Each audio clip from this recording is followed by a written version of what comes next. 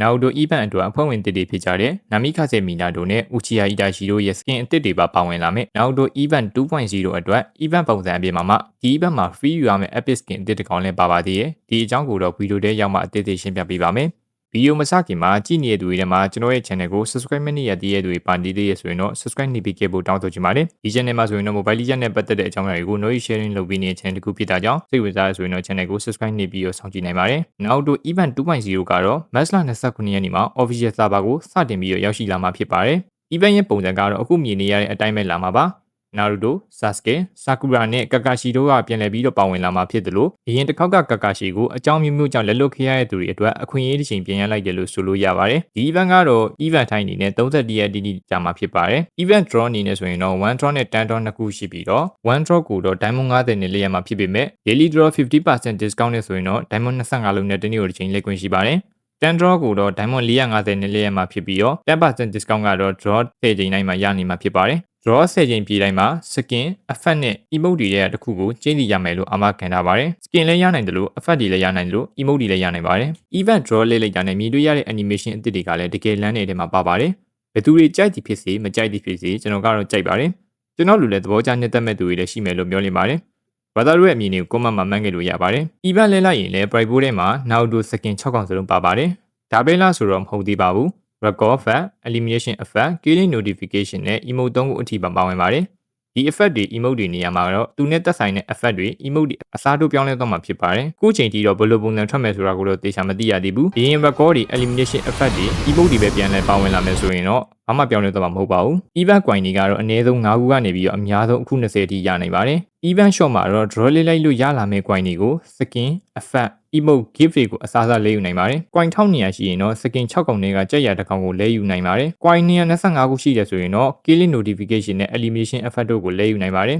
။ coin 300ရှိတယ်ဆိုရင်တော့ record effect ကိုလဲယူနိုင်ပါတယ်။ coin 32ခုပြည့်ရင်တော့ emote 3ခုကိုလဲယူနိုင်ပါတယ်။ coin 4ခုရှိရဆိုရင်တော့ gift တွေကိုလဲယူနိုင်ပါတယ်။ coin 2ခုရှိရဆိုရင်တော့ in-game lobby effect တွေကိုလဲယူနိုင်ပါတယ်။ permanent item မှာတော့ hero 6ကောင်ပြင်မှာတခြားသော in-game item တချို့ကိုပါလဲယူနိုင်ပါတယ်။ draw reward ထဲမှာဆိုရင် draw အကြိမ်20ပြည့်ရဆိုရင်တော့ free token တစ်ကတ်ကိုရပါတယ်။ draw 60ပြည့်ရင်တော့ gift box လေးရပါမယ်။ draw 130ပြည့်ရင်တော့ free token 10ကတ်အထိပြန်လည်ပြီးတော့ရရှိမှာဖြစ်ပါတယ်။ draw 160ပြည့်ရင်တော့ exchange coin 100ကိုပြန်ရပါမယ်။ draw 190ပြည့်ရင်တော့ exchange coin 180အထိကိုပြန်လည်ပြီးတော့ရရှိမှာဖြစ်ပါတယ်။နောက်တော့ event အတွက် draw rate ကိုကြည့်ရမယ်ဆိုရင် skin ရဲ့ပေါက်နယ်ကြီးက 0.08%, record ရဲ့ပေါက်နယ်ကြီးက 0.3%, elimination effect နဲ့ killing notification ရဲ့ပေါက်နယ်ကြီးက 0.5% အထိရှိကြပါတယ်။ battle emote ရဲ့ပေါက်နယ်ကြီးကတော့ 7.95%, coin ရဲ့ပေါက်နယ်ကြီးကတော့ 90.67% ဆိုပြီးတော့အစားအနေနဲ့ပေါက်နယ်ကြီးရှိပါတယ်။စိတ်မကောင်းစရာတစ်ခုကတော့ Naruto event ကိုဂျပန်နဲ့ရုရှားဆာဗာမှာရှိနေတဲ့သူတွေကတော့ဒီ event ကို join လို့ရမှာမဟုတ်ပါဘူး။ဘာလို့လဲဆိုတော့ Naruto event ကဂျပန်နဲ့ရုရှားဆာဗာတွေမှာရောက်လာမှာမဟုတ်လို့ပါ။ free token အနေနဲ့ကတော့ page 1နဲ့ page 2ဆိုပြီးတော့နှစ်ကြိမ်လာမှာဖြစ်ပြီးတော့ဒီကြိမ်ကိုတော့ token 28ကတ်အထိလဲယူနိုင်မှာဖြစ်ပါတယ်။ page နှစ်ခုပေါင်းမယ်ဆိုရင်တော့ token 58ကတ်အထိရနိုင်ပါတယ်။ဒီကြားထဲမှာလည်း free token တွေရနိုင်ပါသေးတယ်။ဘယ်လိုရမယ်ဆိုတာကိုတော့တေချာလေးမသိရသေးပါဘူး။သိရတဲ့အခါကျရင်လည်း channel မှာတင်ပြပါမယ်။ Telegram channel link ကိုတော့ comment နဲ့ description တွေမှာ link ထားပေးထားပါတယ်။နောက်တော့ event လာတဲ့အချိန်မှာ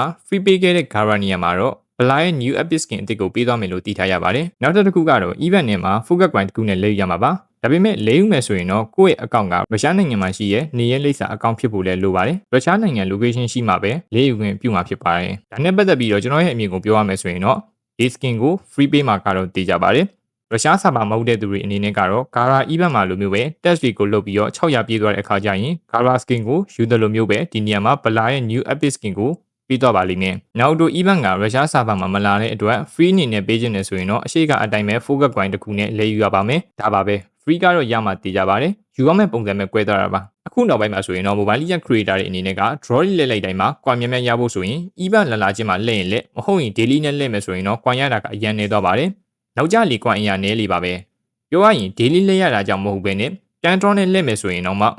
coin 80ကျော်80ကျော်အထိပဲရကြပါတယ်။နီးစပ်သောဥပမာတစ်ခုကိုပြရရင်ဆိုးဘက်ဆယ် event မှာ event ပြီးကနေ12ရက်အလိုလောက်မှာလှည့်ရင်တော့မှ coin 80ကျော်80ကျော်လောက်ထိပဲရပါတယ်။နောက်တော့ event ပြီးဖို့18ရက်အလိုမှာ draw 10ချိန်လဲလိုက်တော့ point 108ခုနဲ့ emote တစ်ခုကိုရပါတယ်အဲ့ဒါကြောင့် event စပြီးပြီးချင်းမှာလှည့်ရင်လက်မလျေဘူးဆိုရင်နောက်ကျလီ coin ရနည်းလိပါပဲနောက်တော့ event 2.0အတွက်တက်တက်တာနဲ့ယူလို့ရမယ့်ပုံစံကိုတော့ event လာတဲ့အခါကျရင်တည်တက်ဗီဒီယိုလေးလုပ်ပြီးသွားမှာပါဒီမတိုင်ခင်မှာ event မလာခင်တွေကနေပြီးတော့ဒီ event အတွက် diamond တွေကြိုးစုရှင်တဲ့ညီကိုတွေအတွက်ပြရမယ့်ပုံစံဇာတ်တစ်ခုကိုတော့ Telegram channel မှာတင်ပေးဖို့ရှိပါတယ်Telegram channel link ကိုတော့ comment နဲ့ description တွေမှာချပေးထားတဲ့အတွက်အဲ့ကနေလည်း join ခဲ့လို့ရပါတယ် KOF event အတွက် free token page 1ကလည်းဒီနေ့ကနောက်ဆုံးရက်ဖြစ်တာကြောင့်မ join ရသေးတဲ့ညီကိုတွေရှိရင် join ဖို့အတွက်ကမှီပါသေးတယ် Mobile Legends Diamond တွေနဲ့ PUBG ယူစီတဲ့အပြင်မှာတခြားသော game ရိုက်တဲ့ပေါင်းများစွာကိုလည်းဒီ channel မှာပဲဝယ်လို့ရနေပါပြီဝယ်ယူခြင်းနဲ့ဆိုရင်တော့အခုပြထားတဲ့ Telegram channel ကနေတစ်ဆင့်ဝယ်လို့ရသလိုကျွန်တော်စီမှာတိုက်ရိုက်ဝယ်ယူခြင်းတော့အခုပြထားတဲ့ Telegram account အကီယာဘိုဂိမ်းရှော့မှာ